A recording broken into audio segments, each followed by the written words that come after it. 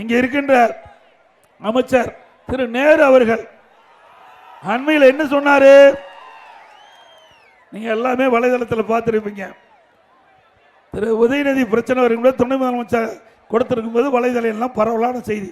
அப்ப பேட்டி கேட்கின்ற பொழுது திரு உதயநிதி இல்ல, இன்ப நதி வந்தாலும் நாங்கள் ஏற்றுக்கொள்வோம், அப்படி அடிமை சாசனம் எழுதி கொடுத்த கட்சி தான் திமுக கட்சி. ஆக அண்ணா திமுகவில் திறமையா செயல்பட்டாங்க அமைச்சர்கள்லாம், அதனால நிறைய துறைகளில சாதிச்சோம்.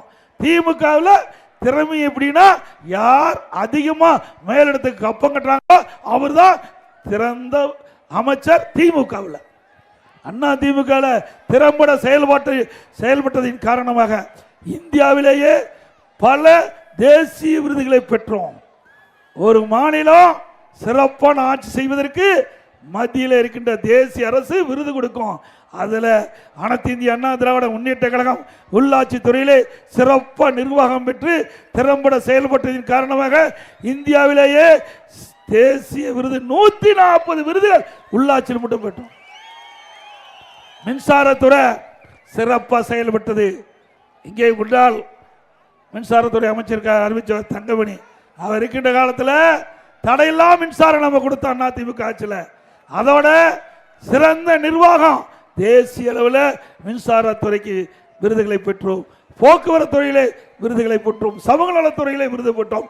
விவசாய உற்பத்தி, உணவு தானிய உற்பத்தி தொடர்ந்து 5 ஆண்டு காலம் தேசிய அளவில் அதிகமாக உற்பத்தி பண்ணி கிறிஸ்கர்மான் விருது பெற்ற அரசு அதிமுக அரசு. இங்கே மக்கள் நல்வாழ்வுத்துறை அமைச்சர் இருக்கின்றார். உறுப்பு மாற்று அறுவை சிகிச்சை தொடர்ந்து 5 ஆண்டு காலம் தமிழகத்திலே சாதனை புரிந்து தேசிய அளவில் விருது பெற்ற அரசு அதிமுக அரசு. அது மட்டுமல்ல, மருத்துவத்துறையில சிறந்து விளங்கக்கூடிய சாதனை எல்லாம் அதிமுக ஆட்சியிலே செயல்பட்டது.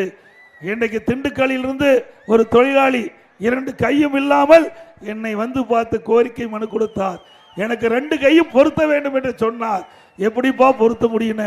இல்ல நீங்க முதலமைச்சர் ஐயா நினைச்சா நிச்சயமா எனக்கு 2 கையும் பொருத்தப்படும் சொன்னார்.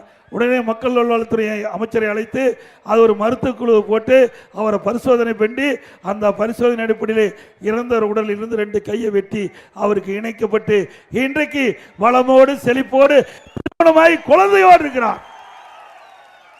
இந்திய வரலாறுலேயே அரசு பொது மருத்துவமனையில் 2 கையும் பொருத்தி சாதனை படைத்த அரசு, வரலாறு படைத்த அரசு அதிமுக அரசாங்கம்.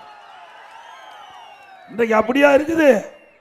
இன்றைக்கு கால்பந்து வீராங்கனை காலுக்கு ட்ரீட்மெண்ட்டுக்கு போனாங்க. வெளியில் வரும்போது இறந்து வெளியே வந்தாங்க. உயிரோட போனா இறந்து தான் வர முடியும். அதிமுக ஆட்சியில் கையில்லாம போன கையோட வர முடியும். திமுக ஆட்சியில் காலோட போனா இறப்போட தான் வர முடியும். இதுதான் அதிமுக ஆட்சிக்கு திமுக ஆட்சிக்குள்ள வித்தியாசம்.